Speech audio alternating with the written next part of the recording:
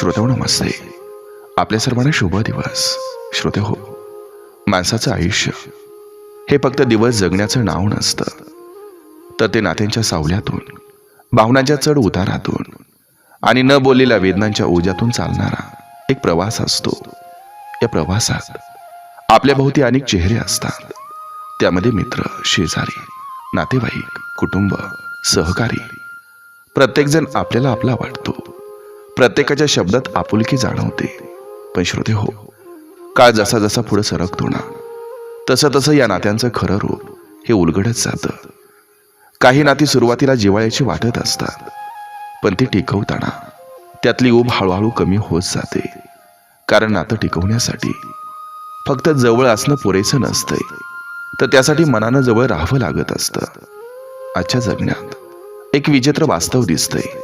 लोक जवळ आहेत, पण मन दूर आहेत. बोलणं होतं, भेटे होतात, हसणं दिसतं, पण त्या सगळ्यांमागं एक शांत अंतर वाढत असतं. काही नाती गरजेपुरती टिकतात, काही सवयीनं चालतात, तर काही फक्त नावापुरती उरतात. स्वार्थ, तुलना, अहंकार, अपेक्षा या सगळ्या गोष्टी इतक्या नकळत नात्यात शिरतात की आपुलकीला जागाच उरत नाही. आणि मग एक दिवस असा येतो की सगळं असून सुद्धा काहीतरी हरवल्यासारखं वाटतं. श्रोते हो, काही माणसं आपल्या सोबत चालतात, पण आपल्या मनापर्यंत पोहोचत नाहीत. काही नाती आधार देतात असं वाटतं, पण प्रसंग आला की त्यांची पकड सैल होते. काही शब्द गोड असतात, पण त्यामागं भावना नसतात. आणि काही शांतता इतकी खोल असते की ती शब्दांपेक्षा जास्त बोलून जाते. माणूस हळूहळू शिकत जातो. प्रत्येक हसणारा चेहरा विश्वासाचा नसतो. प्रत्येक जवळ दिसणारं नातं मनानं जवळ नसतं. मग या सगळ्या अनुभवातून एक कठोर खरं सत्य हे आपल्या समोर येतं. नात्यांची ओळख शब्दांनी होत नाही, ती वेळ दाखवते. कोण आपल्यासाठी उभं राहतं, कोण फक्त पाहत राहतं, आणि कोण शांतपणे दूर जातं. हेच आयुष्याचं खऱ्या अर्थानं शिक्षण असतंय. म्हणून श्रोते हो, या विचारामध्ये गोडवा कमी आहे, पण वास्तव जास्त आहे. कारण काही सत्य मनाला टोचतात, पण श्रोते हो, तीच आपल्याला आतून अधिक मजबूत करत असतात. बघा, पटतंय का? पटलं तर नक्की विचार करा. चला, आजही आपल्यासाठी सुंदर विचारांची ही शिदोरी, ही मालिका अशीच पुढे घेऊन आलोय. चला, करूया सुरुवात सुंदर विचारांना, सुंदर सुविचारांना.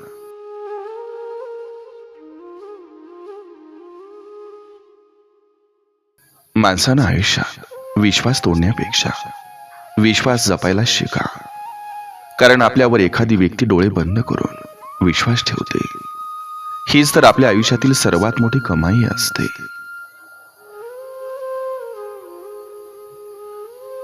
दोस्ती ही चिरकाळ असली पाहिजे. ती चांगल्या किंवा वाईट परिस्थितीत कधीच बदलली नाही पाहिजे. मॅच्युरिटी म्हणजे आपल्याला जेव्हा कळेल की प्रत्येक आवडणारी गोष्ट आपली नसते.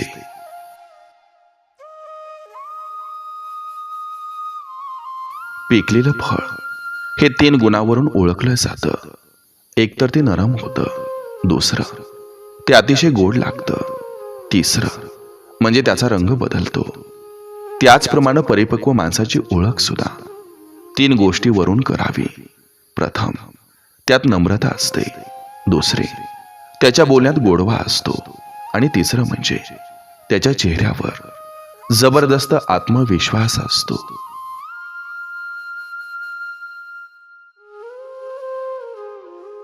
मैत्रीचं धागं हे कोळ्याच्या जाळ्यापेक्षाही बारीक असतात, पण लोखंडाच्या तारेहूनही मजबूत असतात. तुटले तर श्वासानेही तुटतील, नाहीतर वज्राघातानेही तुटणार नाहीत. आपल्याकडं आहे आणि समोरच्याकडे नाही म्हणून माजू नका. आणि समोरच्याकडे आहे आणि आपल्याकडे नाही म्हणून लाजू नका. ठेविले आनंदे तैसेचे राहावे, चित्ती असू द्यावे समाधान.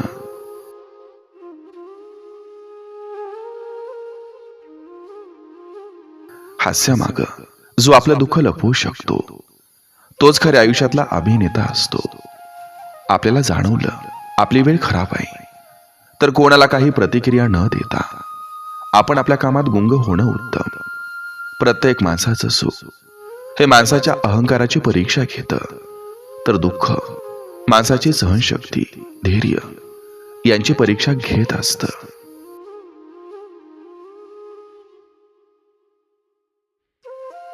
धन, दौलत, पैसा सगळ्यांकडेच असतो. शेवटी उपयोगात येतात ती नाती. संपत्ती आज आहे उद्या नाही, शेवटी नातीच कामी येतात. कधी कधी तुम्हाला तुमची चांगली बातमी स्वतःकडेच ठेवावी लागते, कारण प्रत्येक जण तुमच्यासाठी खरोखर आनंदी होत नाही. माणसांचा स्वभाव आपण बदलू शकत नाही, पण समोरच्याचा स्वभाव लक्षात घेऊन आपण आपणास नक्की बदलवू शकतो. संकट आणि समस्या कितीही मोठ्या असल्या तर या जीवनात प्रत्येक समस्यावर तोडगा निघालेला असतो. फक्त तो कुठं आणि कधी वापरायचं हे आपल्या हातात असतं.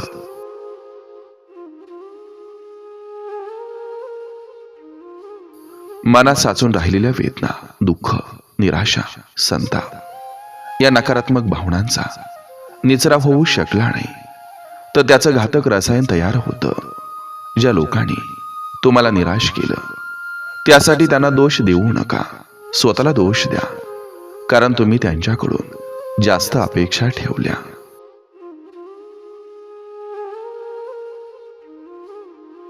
कपाळावरील रेषेत भाग्य शोधण्यापेक्षा कपाळावरील घामातच भविष्य शोधल्यास आयुष्यात कपाळावर हात टेकवण्याची तुमच्यावर कधीच वेळ येणार नाही.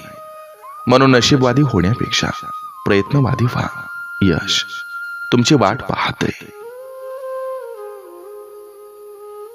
स्वभाव अशी गोष्ट आहे जो नेहमीसाठी सर्वांचा प्रिय बनवतो. कितीही कोणापासून दूर व्हा, परंतु चांगल्या स्वभावामुळं कोणत्या ना कोणत्या क्षणी तुमची आठवण होतच असते. म्हणूनच स्वभाव सुद्धा माणसानं कमावलेलं सर्वात मोठं धन आहे.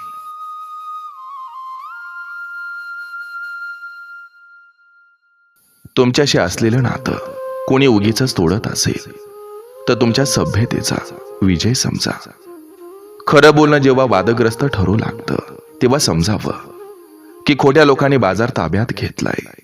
शांतता आणि हास्य ही दोन सामर्थ्यवान साधनं आहेत. हसणं हे बऱ्याच समस्यांचं निराकरण करण्याचा मार्ग आहे आणि शांतता बऱ्याच समस्या टाळण्याचा मार्ग आहे.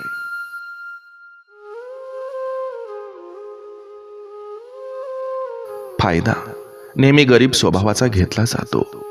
तुम्ही भिडस्त आहात हे समोरचा माणूस हिरत असतो. बोडक्यावर बसून तुम्ही पैनपै वसूल करणाऱ्यापैकी नव्हे याची खात्री पटल्यावरच तुमच्याशी व्यवहार केला जातो. अशा माणसाकडं तुमच्यापेक्षा मोठ्यांदा गळा काढण्याचं सामर्थ्य आणि तुमच्यापेक्षा मोठ्या अडचणींची यादी असते.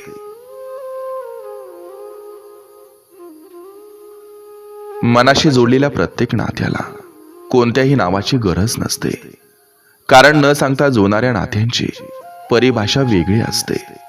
विश्वास ठेवा, आपण जेव्हा कोणासाठी काही चांगलं करत असतो तेव्हा आपल्यासाठी सुद्धा कुठंतरी काही चांगलं घडत असतं.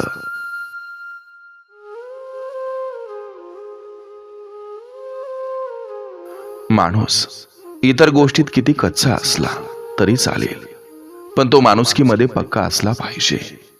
पद महत्वाचं नसतं, आपल्या विचारांची गुणवत्ता महत्वाची असते. मूठभर वाईट वाटणाऱ्या लोकांमुळं चांगलं वागणं कधी सोडू नका, कारण ही दुनिया चांगलं वागणाऱ्या लोकांमुळंच टिकून आहे. माग माग धावल्यानंतर जे पुढं पुढं पळतं तिथं थांबायचं असतं.